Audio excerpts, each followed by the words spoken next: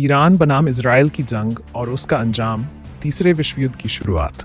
अगर ईरान और इजराइल के बीच पूर्ण युद्ध छिड़ जाता है तो ईरान को मुख्य समर्थन मिलेगा Hezbollah, Houthi, Hamas, Iraqi militia और कई अन्य प्रॉक्सी समूहों से। वहीं दूसरी ओर रूस, चीन, तुर्की और पाकिस्तान जैसे देश ईरान को कुछ हद तक समर्थन दे सकते हैं, लेकिन वो भी अमेरिका और इजराइल की तरह खुलकर नहीं आएंगे। और जब बात अमेरिका की आती है तो उसकी तुलना किसी देश से नहीं की जा सकती। अगर ज़रूरत पड़ी तो अमेरिका खुद को मिटा देगा, लेकिन इजराइल की सुरक्षा करेगा। क्यों? क्योंकि अमेरिका के शीर्ष स्तर की राजनीति, अर्थव्यवस्था और मीडिया पर यहूदी समुदाय का गहरा प्रभाव है। इसलिए इजराइल अमेरिका की प्राथमिकता है। इजराइल को यूरोप के लगभग सभी देशों का खुला समर्थन मिलेगा। यहाँ तक कि मिडिल ईस्ट के कुछ देश भी इजराइल को गुप्त जानकारी, हथियार और सैन्य मदद दे सकते हैं। अब जरा ईरान की जमीन की बात करें। उत्तर पश्चिम में पहाड़ और पूर्व की ओर दुनिया का सबसे गर्म इलाका, जिसकी वजह से बाहर से आकर वहां टिक पाना बहुत मुश्किल होगा। मतलब ईरान को पूरी तरह से कब्जा करना असंभव है। हाँ, बमबारी करके उसे तबाह जरूर किया जा सकता है। अब बात करते हैं इजराइल की। उसकी जमीन छोटी है, इसलिए टारगेट करना आसान है, लेकिन उसकी डिफेंस टेक्नोलॉजी दुनिया की सबसे उन्नत मानी जाती है। सैन्य ताकत की रैंकिंग में ईरान दुनिया का 7वां सबसे शक्तिशाली देश है, जबकि इजराइल 5वें नंबर पर है। हालांकि ये रैंकिंग ज्यादा मायने नहीं रखती।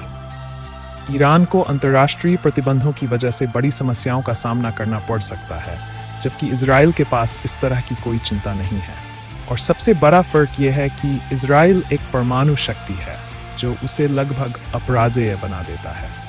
अगर ये युद्ध सिर्फ 2 देशों तक सीमित होता तो ये लड़ाई कुछ ही हफ्तों में खत्म हो जाती। लेकिन इसमें छिपा है तीसरे विश्व युद्ध का बीज। इस विषय पर आपको आगे आने वाले वीडियो में और भी गहराई से जानकारी दी जाएगी। अब अगर इस जंग का परिणाम देखें तो ईरान पूरी तरह तबाह हो जाएगा। उसके सभी प्रॉक्सी समूह बर्बाद कर दिए जाएंगे। वहीं इजराइल धीरे धीरे और बड़ा होता जाएगा, खासकर अपने नक्शे में। उसका सपना है ग्रेटर इजराइल, नील नदी से लेकर फरात तक, जिसका केंद्र होगा जेरूसलम। मतलब अल अक्सा मस्जिद का नामो निशान मिटाया जा सकता है। इसी के चलते दुनिया का एकमात्र मुस्लिम परमाणु देश पाकिस्तान, जिसे लेकर इजराइल बेहद चिंतित है, उसे भारत के जरिए न्यूक्लियर हमले में खत्म करने की कोशिश की जा सकती है।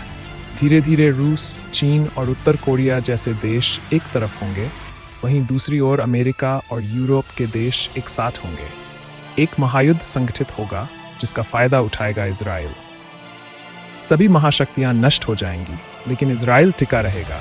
इजरायली लोग अपने नए शासक के साथ नेतृत्व करेंगे। इजराइल दुनिया पर अमेरिका से भी ज्यादा सख्त हुकूमत करना शुरू कर देगा, और वो कुछ हद तक सफल भी होगा। लेकिन यह सब कुछ स्थायी नहीं होगा, क्योंकि हर क्रिया की एक समान और विपरीत प्रतिक्रिया होती है। इजराइल भी नष्ट हो जाएगा।